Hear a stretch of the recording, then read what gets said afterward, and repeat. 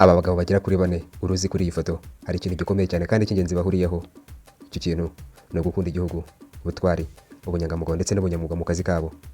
Aba ndetse n'abandi batagaragaye kuri iyi foto bitewe n'uko ifoto y'abantu amasura yabo ntagaragare neza, ni abantu b'inyangamugayo cyane. Ushobora kuba wibaza ukuri ku byababayeho cyangwa se ku byabaye nk'uko wabibonye kuri cover foto ndetse no muri titre y'inkuru. Gusa mbere yo kukubwira byinshi kuri ibyo, ndagira ngo maze nkubwire cyangwa se ngusomere itangazo rya Minisiteri y'Ingabo rivuga ko Perezida Paul Kagame nk'umugaba mukuru w'ikirenga w'ingabo z'u Rwanda yashyize mu kiruhuko cy'izabukuru abasirikare bose hamwe barenga 1000 barimo 9 bo ku rwego rwa generali. Urutonde n'amazina y'abo basirikare bakuru 9 rwatangajwe kuwa kabiri nyuma y'umuhango wo kubasezerera ubaye kuwa mbere. Minisiteri y'Ingabo z'u Rwanda ivuga ko ari inshuro ya 13 ikoze umuhango wo gusezerera abasirikare bagiye mu kiruhuko cy'izabukuru.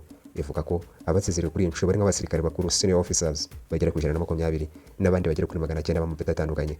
Mu muhango wo gusezerera abo ku rwego rwa generali wabereye ku cyicaro gikuru cy'ingabo, Minisitiri w'Ingabo Juvenal Mariza Munda wavuze mu izina rya Nyakubahwa Perezida wa Repubulika Paul Kagame yashimiye abo basirikare uruhare bageze mu rugamba rwo kwibohora, guhagarika jenoside no kongera kubaka igihugu nyine kikaba gikomeye nk'uko ukibona ubu. Minisiteri y'Ingabo ihagarariwe na Mariza Munda yasubiyemo amagambo agira ati mwagize uruhare rukomeye mu guhindura RDF Rwanda Defense Forces igisirikare cy'umwuga cyubashywe mu Rwanda, muri Afurika ndetse no mu mahanga. Mu izina ry'abashyizwe mu kiruhuko cy'izabukuru, Major General Wilson Gumisiriza yagize ati uyu munsi dushobora kuba tuvanywemo impuzankano za gisirikare ariko ntabwo tuvuye mu nshingano zacu ku gihugu. Muri iki kiganiro rero nanone tukaba tugiye kukubwira bamwe mu bajenerali bakomeye cyangwa se abasirikare b'ingenzi cyane bashyizwe mu kiruhuko cy'izabukuru duhereye kuri Gumisiriza. Uyu Gumisiriza kuko bafite imyaka 63, Gumisiriza yakoze imirimo itandukanye ya gisirikare irimo kuyobora za diviziyo z'ingabo n'iyindi. Kuva mu myaka nibura 3 ishize, Major General Gumisiriza ari umugaba w'ingabo ya diviziyo z'ingabo zishinzwe ibifaru n'izindi modoka z'intambara Mechanized Infantry Division. Undi musirikare washyizwe mu kiruhuko cy'izabukuru ni Major General Andrew Kagame. Andrew Kagame umwaka ushize yagizwe umugaba mukuru wa diviziyo ya mbere y'ingabo z'u Rwanda ikorera mu mujyi wa Kigali no mu ntara y'Iburasirazuba. Mbere yahoze ari umugaba mukuru wungirije w'ingabo z'inkeragutabara rimwe mu mashami y'ingabo z'u Rwanda.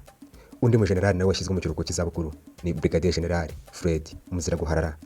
Muziraguharara mu gisirikare yamenyekanye nk'umukuru w'ubushakashatsi hamwe no mu bijyanye n'ubutasi bwa gisirikare.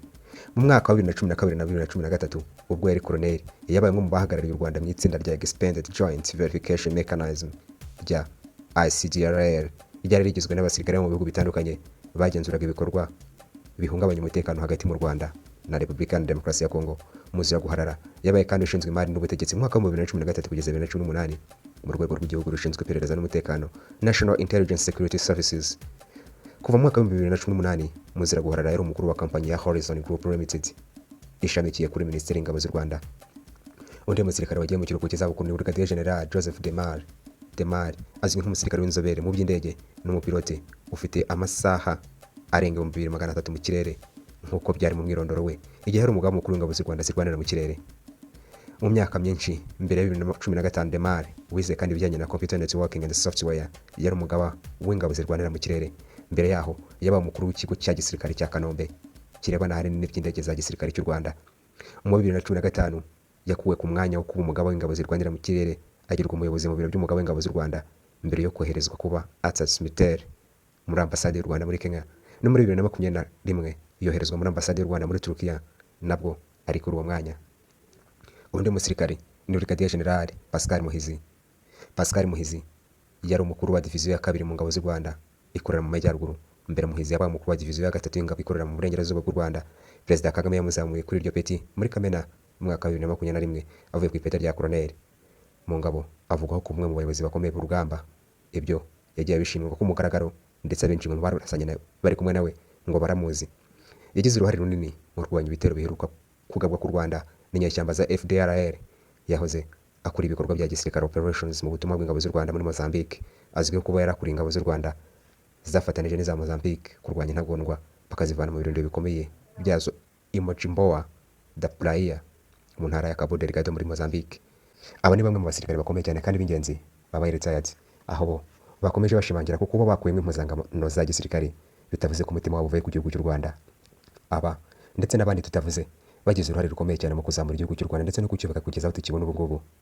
Tubifurije ibiruhuko byiza by'izabukuru kandi nabo ngo bishimiye gutanga umwanya nk'uyu nguyu kugira ngo abakiri bato bazane amaraso mashya mu gisirikare ndetse igisirikare cy'u Rwanda kigume kuvugururwa no kuba ikinyamwuga muri Afurika ndetse no ku isi hose. Imana igume kubana nabo mu biruhuko byabo kandi Imana ihe Rwanda umugisha. Naho ukuri ku byabaye nyine si ukundi nuko bagiye mu kiruhuko kandi imyaka nyine bari bagezemo ikabemera kuruhuka cyane ko imirimo bakora ari imirimo ivunanye kandi isaba imbaraga nyinshi cyane n'ubwitange, rimwe na rimwe igasaba abantu bakiri batoya kugira ngo bayikomeze. Ndagushimiye ko kuri iki kiganiro wari kumwe na Sylvain. Ciao.